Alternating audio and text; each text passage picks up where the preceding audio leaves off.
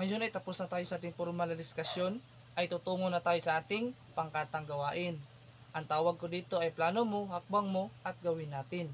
Ngayon, hatiin ko lang kayo sa dalawang pangkat. Dito unang pangkat at pangalawang pangkat. Ngayon, bago muna ang lahat, ay gagabayan muna tayo ng ating pamantayan. Basahin nyo lang niyang maigi. Kung sa ganun ay tapos na, ipapakita ko na sa inyo ang inyong gagawin. Bibigyan ko lang kayo ng 5 minuto para sa preparasyon at 3 minuto naman para sa presentasyon. Tapos na ba ang lahat? Kung sa ganun ay tapos na, ay unang pangkat, kayo muna ang unang magpresenta. Mahusay, magaling, palakpakan ang unang pangkat. Pangalawang pangkat naman,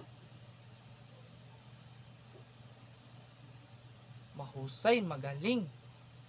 Palakpakan ng lahat. Ngayon ay tapos na, ay dadako na tayo sa ating pagsusulit. Ngayon, kumuha lang kayo ng kaapat na bahang papel at isulat nyo lang ito. Bibigyan ko kayo ng 2 minuto para sa una. Pangalawa naman, pangatlo, at pang-apat, at ang panghuli. Tapos na ba? Ngayon ay tapos na.